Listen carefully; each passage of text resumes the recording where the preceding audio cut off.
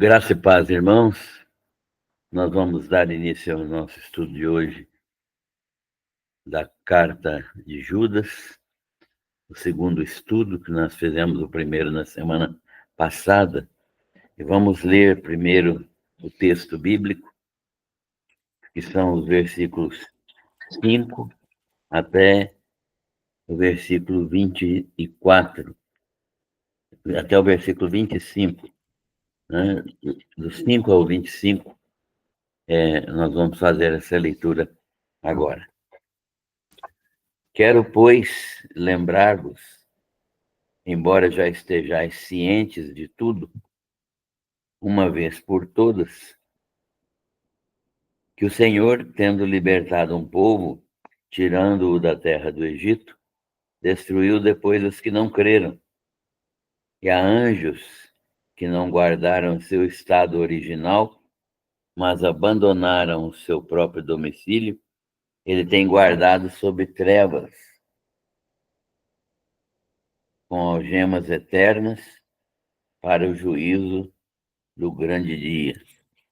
Como Sodoma e Gomorra e as cidades circunvizinhas, havendo se entregado à prostituição, como aqueles, seguindo após outra carne, são postas para exemplo do fogo eterno, sofrendo punição.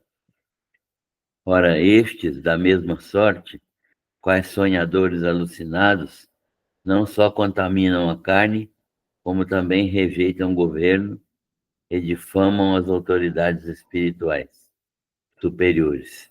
Contudo, o arcanjo Miguel, quando contendia com o diabo e disputava a respeito do corpo de Moisés, não se atreveu a proferir juízo infamatório contra ele. Pelo contrário, disse: Senhor te repreenda. Estes, porém, quanto a tudo o que não entendem, difamam, e quanto a tudo o que compreendem por instinto natural, como brutos, sem razão, até nestas coisas se corrompem. Ai deles, porque prosseguiram pelo caminho de Caim e, movidos de ganância, se precipitaram no erro de Balaão e pereceram na revolta de Corá. Estes homens são como rochas submersas em vossas festas de fraternidade, banqueteando-se juntos sem qualquer recato, pastores que a si mesmos se apacentam, nuvens sem água impelidas pelos ventos, árvores em plena estação dos frutos, destes desprovidas, duplamente mortas, desarraigadas, ondas bravias do mar que espumam as suas próprias sujidades, estrelas errantes para as quais tem sido guardada a negridão das trevas para sempre. Quanto a estes, foi que também profetizou Enoque, o sétimo, depois de Adão, dizendo: Eis que veio o Senhor entre as suas santas miríades, para exercer juízo contra todos e para fazer convictos todos os ímpios, acerca de todas as obras ímpias que impiamente praticaram, e acerca de todas as palavras insolentes que ímpios pecadores proferiram contra ele. Os tais são murmuradores, são descontentes, andando segundo as suas paixões. A sua boca vive proclamando grandes arrogâncias. São aduladores dos outros por motivos interesseiros. Vós, porém, amados, lembrai-vos das palavras anteriormente proferidas pelos apóstolos de nosso Senhor Jesus Cristo, os quais vos diziam: no último tempo haverá escarnecedores, andando segundo as suas ímpias paixões. São estes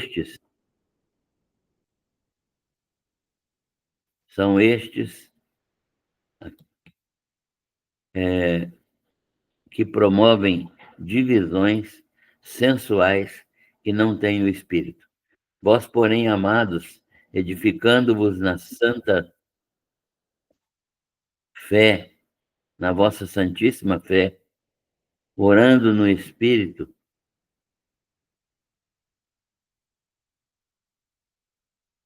guardai-vos no amor de Deus, esperando misericórdia de nosso Senhor Jesus Cristo para a vida eterna. E compadecei-vos de alguns que estão na dúvida, salvai-os, arrebatando-os do fogo. Quanto a outros, sede também compassivos em temor, detestando até a roupa contaminada pela carne. Ora, aquele que é poderoso para vos guardar de tropeçar e para vos apresentar com exultação, imaculados diante da sua glória, ao único Deus, nosso Salvador, mediante Jesus Cristo, Senhor nosso, glória, majestade, império e soberania, antes de todas as eras, é agora e por todos os séculos. Amém. Senhor nosso Deus, estamos diante da tua palavra, que é viva, verdadeira, eficaz. Esta palavra que é uma espada penetrante, que vai até o limite entre alma e espírito e que nos convence, nos conforta, que nos exorta, que nos corrige, que nos estimula a prática da vida cristã em acordo com a tua palavra. Nós te louvamos, Senhor Deus, por esta palavra. E queremos te agradecer pela oportunidade de estudarmos essa palavra aqui nesta tarde. Abençoa-nos e abençoa todos os que vão participar, para que em tudo o teu nome seja glorificado. Nós oramos agradecendo por tudo, em nome de Jesus. Amém. Muito bem, nós começamos a estudar esta carta na semana passada, a carta de Judas, 25 versículos apenas, e uma carta extremamente útil e necessária, uma carta que também tem alguns aspectos difíceis de entender. Mas nós vimos no estudo passado a preocupação de Judas face ao iminente surgimento dos falsos mestres. Essa carta deve ter sido escrita aí por volta do ano 65 a 67 depois de Cristo, e ela foi escrita por Judas, e meio irmão de Jesus, né? Filho de Maria e José, mas não filho, mas não dentro da perspectiva bíblica, um irmão mais novo de Jesus, e assim sendo alguém que se converteu depois da ressurreição de Jesus, né? Os irmãos de Jesus, tanto Judas como Tiago e outros irmãos que Jesus tinha, se converteram depois da ressurreição de Jesus. E Judas, então, está preocupado face ao iminente surgimento de falsos mestres, falsos profetas, introduzindo doutrinas falsas na igreja, convertendo em dissolução, convertendo em corrupção, em imoralidades, a graça de Deus, como se ela fosse licença para todo tipo de sensualidade, né? Como se a graça de Deus fosse permissão, fosse como se a graça de Deus fosse algo que liberta o homem para fazer o que quiser, né? Como se a graça de Deus fluísse de tal modo que ele pudesse ser cada pessoa que lesse essa carta poderia entender isso, né? Que havia liberdade para fazer o que quiser diante dos ensinos sobre graça, né, e sobre salvação oferecida pela misericórdia de Deus. Então, nós vimos nesse estudo passado a preocupação de Judas com isso, que ele estava preocupado com o iminente surgimento de doutrinas falsas, convertendo-se em dissolução e comprometendo com imoralidades o comportamento das pessoas, como se a graça de Deus fosse uma autorização escrita de Deus para as pessoas cometerem os seus pecados, praticarem os seus pecados livremente. Nós sabemos que a graça de Deus nos traz a salvação de graça, mas ela tem um compromisso moral intrínseco na graça de Deus, e quando a pessoa recebe a manifestação da graça de Deus, ela recebe também o compromisso moral que ela tem que ao qual ela tem que se ajustar para viver na presença de Deus, para viver de acordo com a vontade de Deus. E uma das características desses homens que estavam introduzindo esse tipo de ensino era que eles negavam a divindade de Jesus Cristo. Eles negavam que Jesus Cristo fosse realmente Deus eterno, conforme a palavra de Deus nos ensina. E essa é uma das características desses homens que negavam a divindade de Jesus e que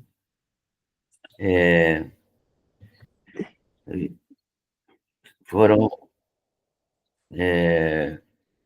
desta maneira, eles se colocaram como antinomianos, né? Aqueles filósofos e aqueles falsos profetas que propagavam também o gnosticismo antinomiano, que era uma negação de que Jesus Cristo tinha encarnado e que Jesus Cristo fosse Deus. Essa era uma das características desses homens, negando Jesus Cristo, que Judas chama de único dominador e Senhor nosso, né? Judas tinha esse conceito a respeito de Jesus. Então, Judas passa a demonstrar por meio de exemplos reais, ele passa a citar exemplos reais que Deus trata com severidade aqueles que são participantes de bênçãos, como o povo de Deus, e que depois demonstrou incredulidade. Judas está utilizando o exemplo do próprio povo de Israel, que recebeu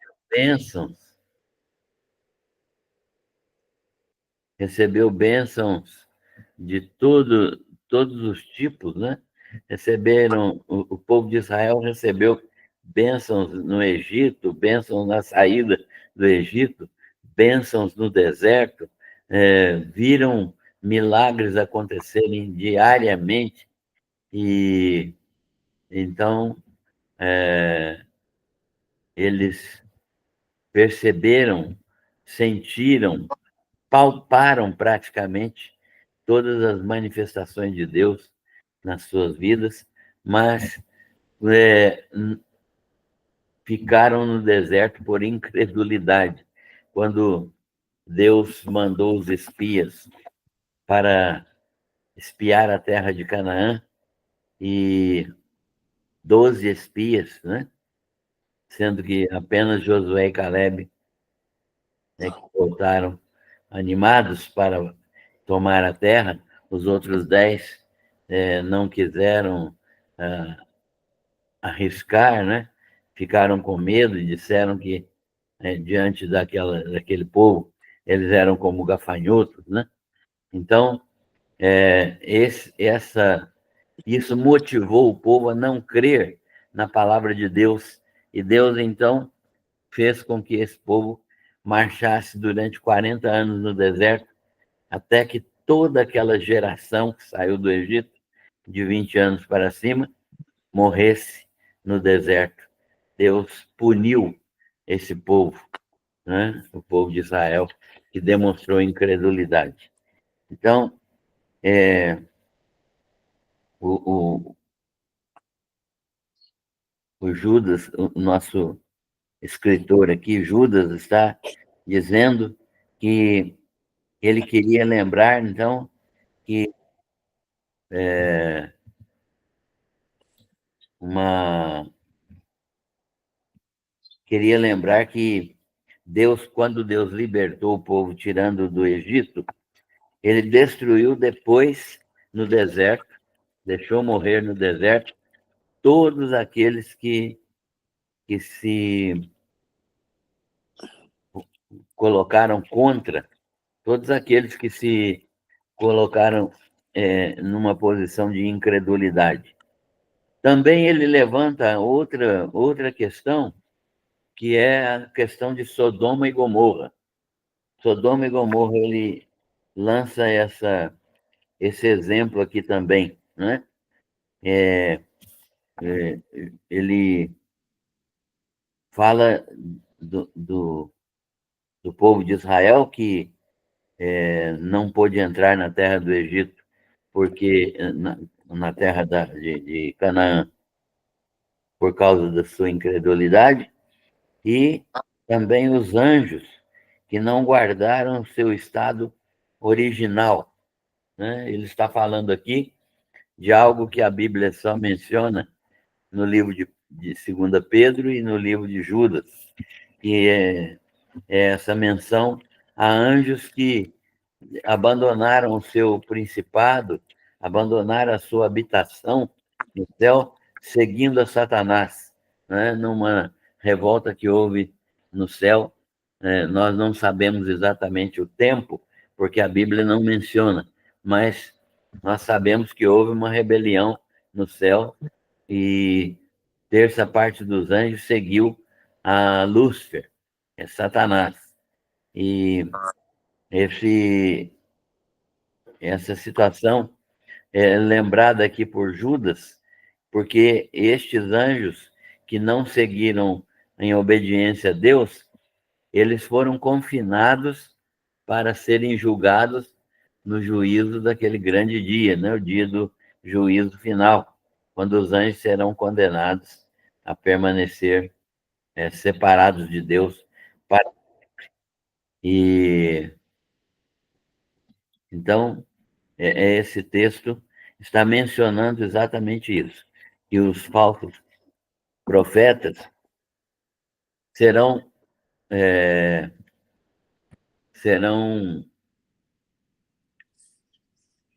exatamente como os anjos e exatamente como os, os israelitas no deserto, eles serão punidos porque eles estão praticando o mal, quando eles estão ensinando outra verdade que não a verdade bíblica para o povo de Israel e para o povo da igreja, né?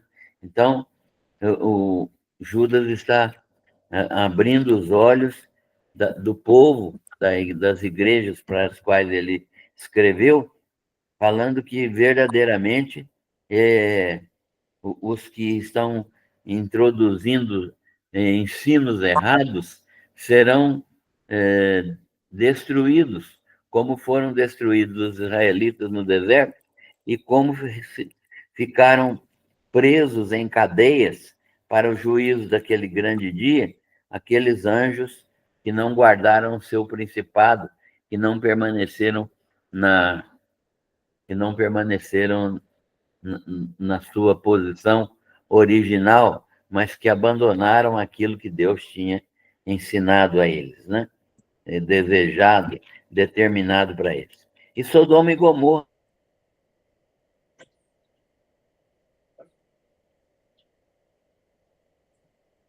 sexual, né? Então, essa imoralidade sexual chegou a um limite tão extenso, tão grande, que Deus destruiu as cidades com fogo e enxofre. Isso está registrado no livro de Gênesis, né? Então, no livro de Gênesis, a gente vê isso aí registrado para que nós possamos aprender que Deus é justo, que Deus é fiel, que Deus é capaz de fazer juízo e justiça sobre aqueles que desobedecem. E então Judas está dizendo que estes falsos mestres que já estão entrando na igreja, esses falsos mestres, da mesma sorte que, do mesmo modo, né, do mesmo jeito que os anjos, que a Sodoma e Gomorra, como os israelitas no deserto, esses, do mesmo modo, quais sonhadores alucinados, né, não só contaminam a carne, também rejeitam o governo, difamam autoridades superiores. Ele está falando aqui de anjos do mal, né? Anjos malignos, demônios, que desrespeitam as autoridades. E ele fala então do arcanjo Miguel, quando contendia com o diabo e disputava a respeito do corpo de Moisés, não se atreveu a proferir juízo infamatório contra ele. Pelo contrário, disse: o Senhor te repreenda. Ele está demonstrando aqui que essas situações em que ele está mencionando aqui são situações em que esses falsos profetas, esses falsos mestres que iam entrar e que entraram na igreja, eles tinham uma conduta como se eles fossem autoridade, né? E eles usavam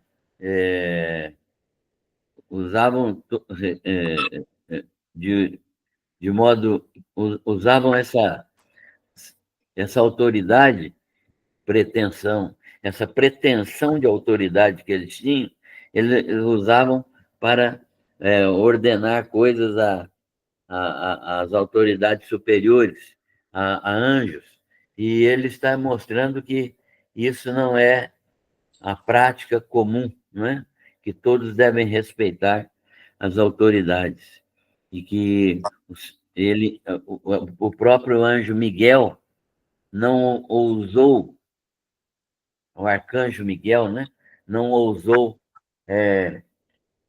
praticar nenhum tipo de autoridade sobre Satanás, mesmo sendo uma autoridade maior do que Satanás, ele não ousou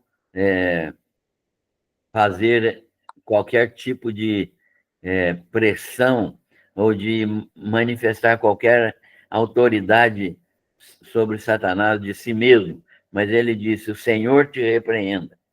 Então, ele está ensinando aqui que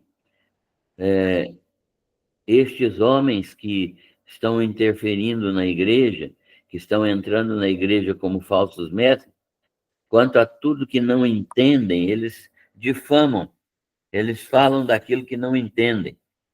E quanto a tudo que não compreendem, por instinto natural, eles se corrompem.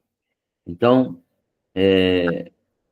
Sodoma e Gomorra foram dois exemplos claros para esses falsos mestres, que eles podem ser destruídos por Deus a qualquer momento. E eles são, portanto, chamados à atenção pelo próprio Deus, né? Deus e o Judas, que é o autor dessa carta, ele diz: ai deles, porque prosseguiram pelo caminho de Caim. O que ele está dizendo com isso? Que esses homens têm um instinto maligno, como Caim tinha, né? Um instinto maligno, um instinto perverso. O caminho de Caim, de acordo com essa tradição judaica, Judas está mencionando que Caim foi um pecador egocêntrico, um egoísta, que matou o seu irmão porque ele não estava. O seu irmão era melhor do que ele. Então, por inveja, né? Ele matou o seu irmão. E esses homens também têm o mesmo espírito, o mesmo estilo de comportamento. Eles são homens que querem, movidos de ganância, querem se precipitar no erro que Caim cometeu e no erro que Balaão cometeu. Então, Caim era assassino, matou por inveja. Balaão era um profeta que ganhava dinheiro para profetizar aquilo que as pessoas queriam. Então, era um comerciante da fé, né? E então e aqueles que pereceram na revolta de Coré, que é uma pessoa que se levantou contra a autoridade de Moisés. Então, são três situações distintas aí. O espírito de egocentrismo, de egoísmo, de inveja de Caim, né, que matou o seu irmão, o espírito de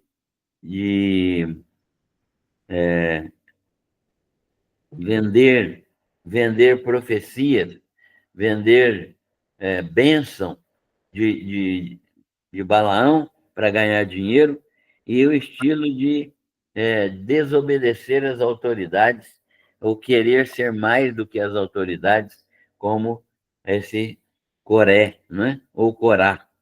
Estes homens são como rochas submersas. Então, o texto vai falar claramente a respeito das qualificações negativas desses falsos mestres. Isso serve, irmãos, para a gente reconhecer aqueles que são falsos mestres no nosso meio hoje. Nós temos falsos mestres hoje, temos falsos mestres hoje. Pessoas que não seguem a Bíblia perfeitamente, que não seguem a, a vontade de Deus perfeitamente e que se intitulam líderes de igrejas. São muitas igrejas que têm líderes assim, pessoas que prosseguem no caminho de Caim, que perecem na revolta de Coré e que se precipitam no erro de Balaão, como nós vimos aqui, né? Então, Caim, o homem que matou seu irmão. Balaão, o sujeito que vendia bênção, vendia profecia. E Coré, um homem que, juntamente com outros 250 homens, se rebelaram contra a autoridade divina que Deus tinha dado a Moisés e a Arão, né? Moisés e Arão não eram líderes por conta própria, eram líderes porque Deus tinha estabelecido. Então, essas três características são as características dos falsos profetas hoje, dos falsos mestres, que ocupam púlpitos das igrejas e querem ser donos de tudo, mandarem tudo e querem tudo para si e ganham dinheiro com o evangelho e pregam aquilo que dá na cabeça para facilitar a compreensão das pessoas que estão ao redor e para prender a atenção dessas pessoas. Então, olha as classificações que Judas faz dessas pessoas. Estes homens, diz ele, são como rochas submersas. O que são rochas submersas? Rochas submersas são como se fossem recifes. Quem já foi à praia aqui e já foi numa região de recifes, sabe que os recifes são praticamente corais, né, que se organizam, formam montanhas de corais, e esses corais se calcificam, ficam endurecidos, como se fosse uma montanha mesmo. E eles são extremamente deletérios, eles produzem o mal, eles atuam muitas vezes nas pessoas menos avisadas, eles atuam cortando as pessoas, machucando as pessoas. Então, o Judas está comparando esses falsos mestres com essas pessoas, como rochas submersas. O que eles fazem? Em vossas festas de fraternidade. O que são festas de fraternidade? São as reuniões dominicais que os crentes do primeiro século tinham para celebrar a ceia do Senhor, né? E para celebrarem a, a própria ceia também, né? Para comerem juntos, né? Eles tinham um culto em que eles levavam comida de casa para comerem juntos lá uma vez por semana. E nesse culto coletivo, eles esperavam uns pelos outros para comerem todos juntos e para que aqueles que não tinham recebessem dos que tinham. Então, era sempre assim que era feito. E então eles se banqueteavam juntos, comiam juntos lá, banqueteando-se juntos sem qualquer recato. Esses homens que eram falsos mestres, eles invadiam essas festas dos crentes, né? E para comer muito, para se banquetear, para tomar vinho e comer abundantemente, gulosamente, né? Então, sem qualquer recato. Pastores que a si mesmos se apacentam, pastores que cuidavam mais de si mesmos do que do rebanho. E ele chama também de nuvens sem água. Nuvens sem água quer dizer que nuvens de onde não se pode esperar nada, não se pode esperar chuva dessas nuvens. Nuvens sem água, impelidas pelos ventos, né? Nuvens sem rumo, que vão para qualquer lado, vão para um lado, vão para outro, e essas nuvens sem rumo, sem direção, elas são indicativos de que não tem um propósito na vida desses homens, né? Esses homens não têm propósito na sua vida, eles são pessoas vazias. Água, nuvem sem água significa exatamente isso, né? Que gente que não tem serventia, não sabe para que existe. Porque uma nuvem sem água é uma nuvem que não tem possibilidade de trazer chuva para, para aquela região onde ela está. Então, essa nuvem sem água, impelida pelo vento, ela ainda não tem nem rumo também, ela fica andando, vagando para qualquer lugar. Ele chama também de árvores em plena estação dos frutos, quer dizer, árvores que deveriam estar frutificando, e sem fruto nenhum. Árvores sem fruto. Então, Jesus ensinou que pelos frutos conhecereis. Essas árvores aqui não têm frutificação, elas não têm frutos. Então, elas são duplamente mortas. Por que duplamente mortas? Porque não tem fruto, então não tem semente. Então, se ela não tem semente, ela não vai proliferar.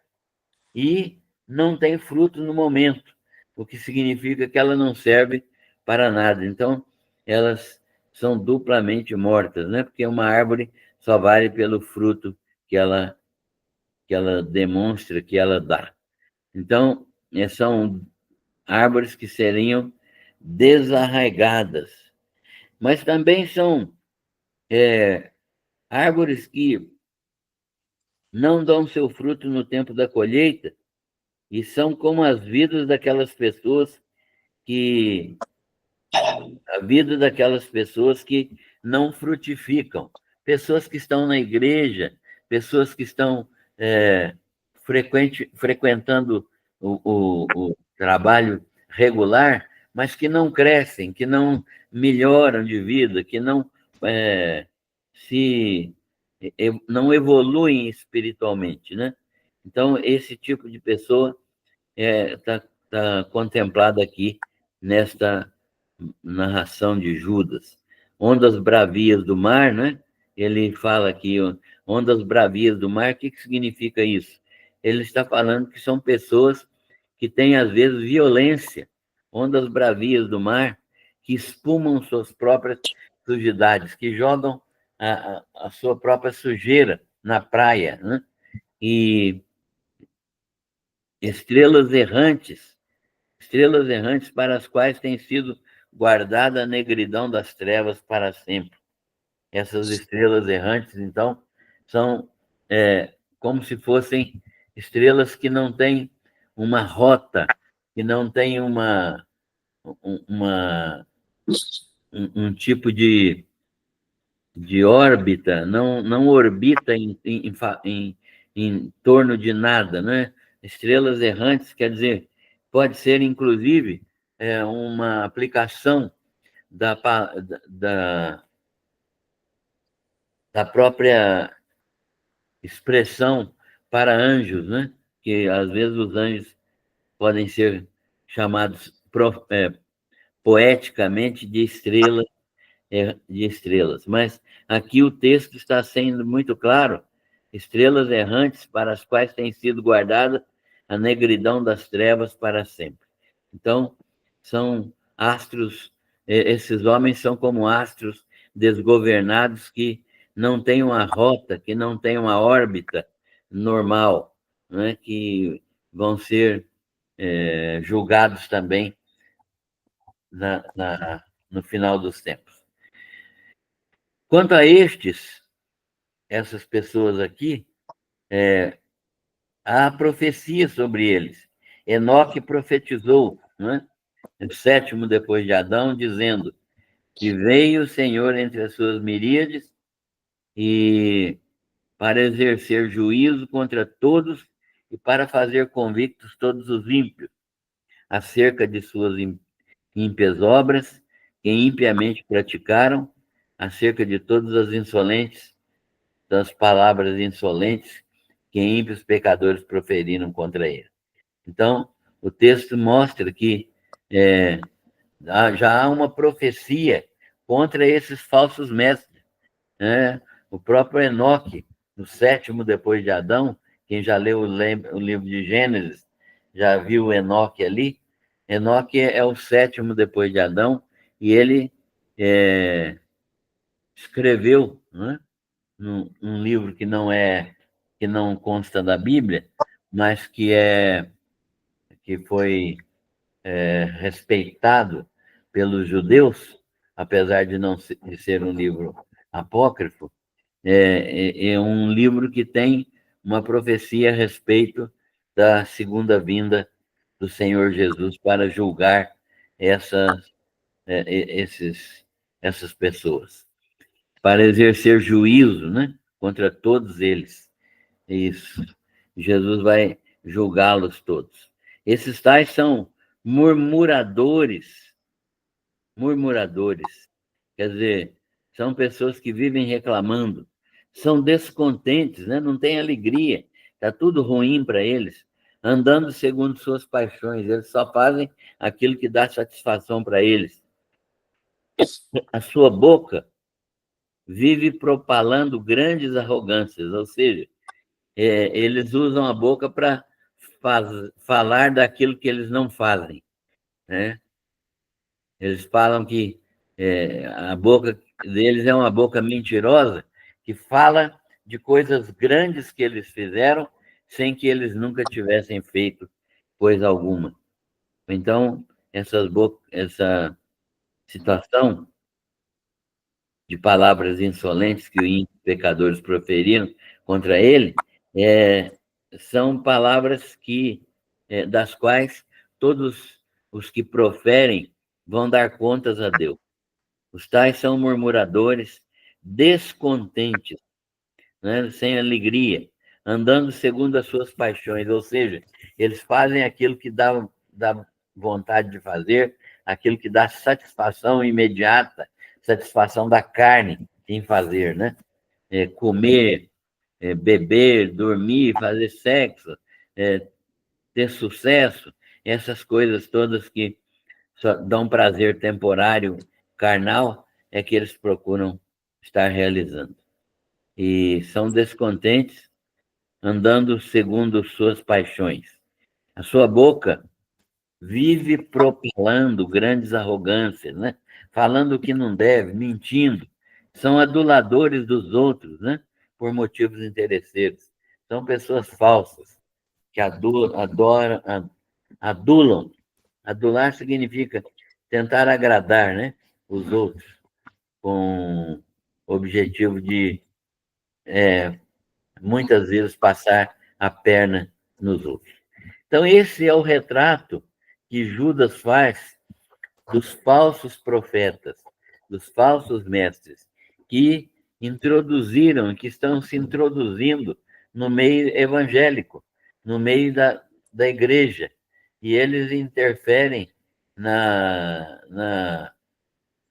igreja, na sua organização, na sua liderança. Eles conseguem fazer com que a igreja seja vislumbrada como uma organização enganadora, né? Nós temos hoje situações assim. O povo não cristão não quer nem saber de igreja. Por quê? Por causa das falcatruas e corrupção e roubo que existe no meio evangélico com algumas igrejas, algumas denominações. Mas o nosso escritor, Judas, diz o seguinte: vós, porém, agora ele vai falar para a igreja, né? Vocês, igreja, porém, são amados, lembrem-se das palavras que eu proferi anteriormente, palavras proferidas pelos apóstolos de nosso Senhor Jesus Cristo. Estes vos diziam. O que Jesus dizia? No último tempo, haverá escarnecedores, pessoas zombadoras, né? Que, andando segundo as suas ímpias paixões, fazendo só aquilo que dá na cabeça, e eles são os que promovem divisões, né? Que dividem as igrejas, sensuais, quer dizer, aqueles que satisfazem os seus instintos, né? De sexo, de comida, de bebida, de sucesso, de segurança, vivem para satisfazer esses instintos. Então, andando segundo as suas ímpias paixões, e são estes que promovem divisões sensuais que não têm o espírito. Não é possível ter o espírito e ser sensual, ou ser sensual e ter o espírito. Não é possível, né? Vós, porém, amados, edificando-vos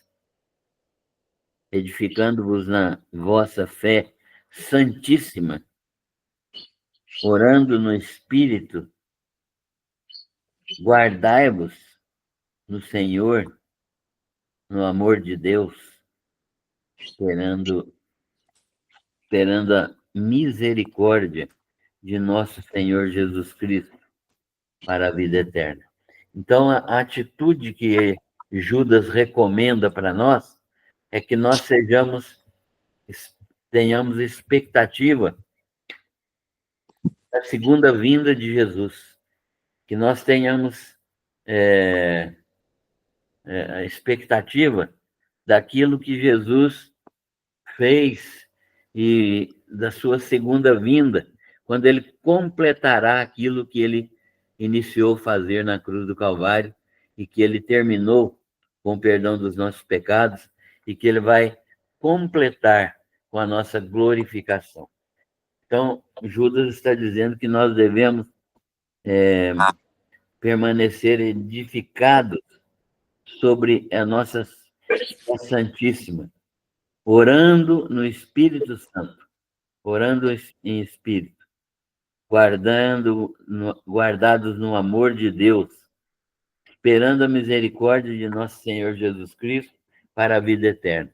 O que é esperar na misericórdia do Senhor Jesus? Esperar aquilo que ele prometeu.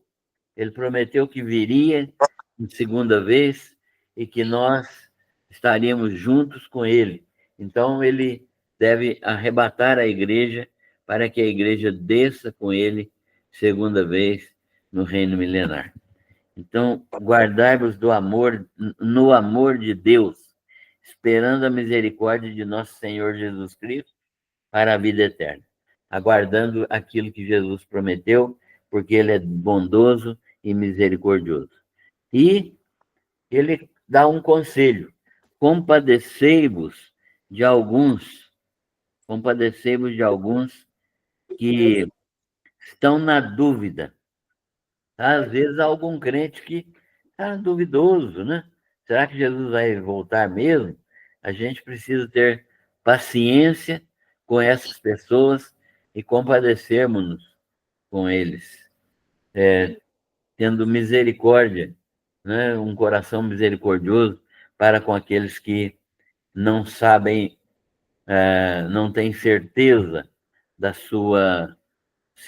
segunda vinda de Jesus e da sua glorificação, da sua ressurreição e glorificação.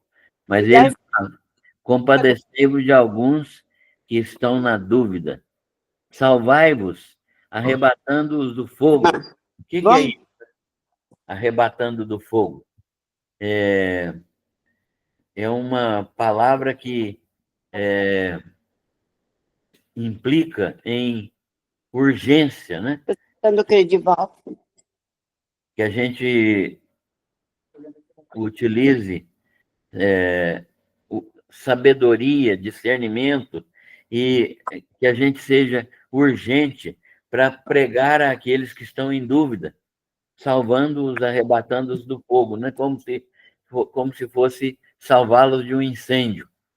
Quanto a outros, nós devemos também ser compassivos em temor, né? E devemos detestar até a roupa contaminada pela carne, ou seja, tudo aquilo que fala, que nos traz lembranças de coisas não santificadas, de coisas pecaminosas, de situação grave, de pecados graves que são cometidos, nós devemos nos limpar deles e, de uma maneira muito direta, nós devemos detestar, deixar de gostar daquilo que é errado diante de Deus. E esse é o conselho de Judas para nós nesta tarde, né? E aí ele termina a sua carta dizendo o quê? Louvando a Deus. Ele começa: ora, aquele que é poderoso, né? Quem é o poderoso? É Deus, nosso Senhor Jesus Cristo. Aquele que é poderoso para vos guardar de tropeço. Ou seja, é só Jesus quem preserva a nossa vida na presença dele. Nós precisamos aprender a ser preservados por ele na presença dele, para a honra e glória dele, né?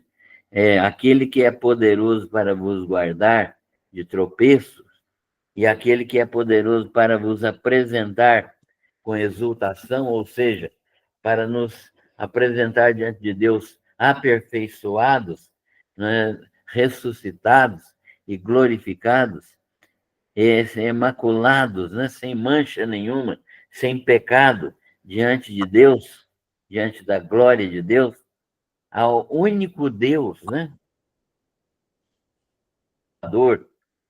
mediante Jesus Cristo, Senhor nosso. Então ele compara aqui, não é?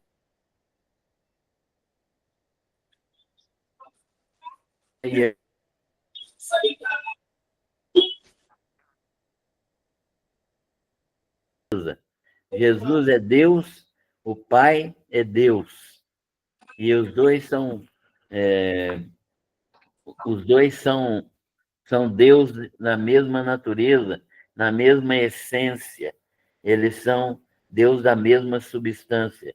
Jesus é Deus, o Pai é Deus, o Espírito Santo é Deus.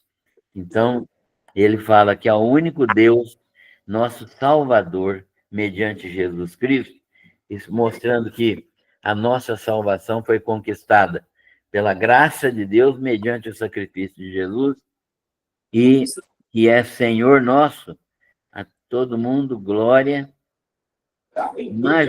majestade, império, soberania, antes de todas as eras e agora e por todos os séculos, né? Então ele diz que Deus deve ser glorificado por nós em todo o tempo, que ele merece glória, louvor e adoração desde os tempos passados, no tempo presente e em todo o tempo futuro. Tudo isso é para a glória de Deus. Esse é um resumo da carta de Paulo, da carta de Judas aos crentes daquela região, para que eles pudessem ser abençoados por Deus e ficassem livres, combatendo os falsos mestres que apareciam nas igrejas lá.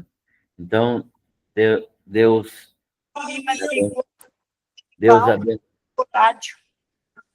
Deus abençoou a palavra dele e nós podemos aprender mais da palavra dele nesta tarde a respeito de como devemos nos comportar em relação aos falsos mestres e como devemos viver de maneira agradável a Deus.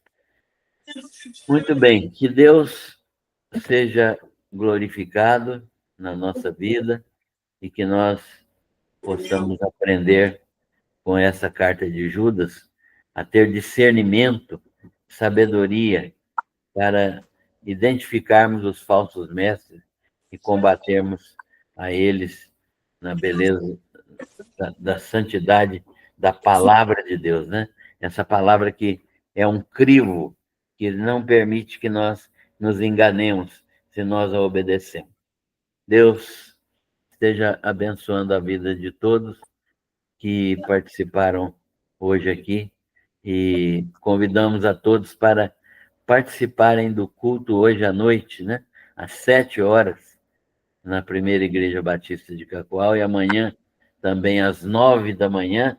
Amanhã é às 9 da manhã e às 7 da noite, mais um culto para comemorarmos o aniversário de 50 anos da igreja. Que Deus abençoe a todos e a paz do Senhor esteja sobre a vida de cada um.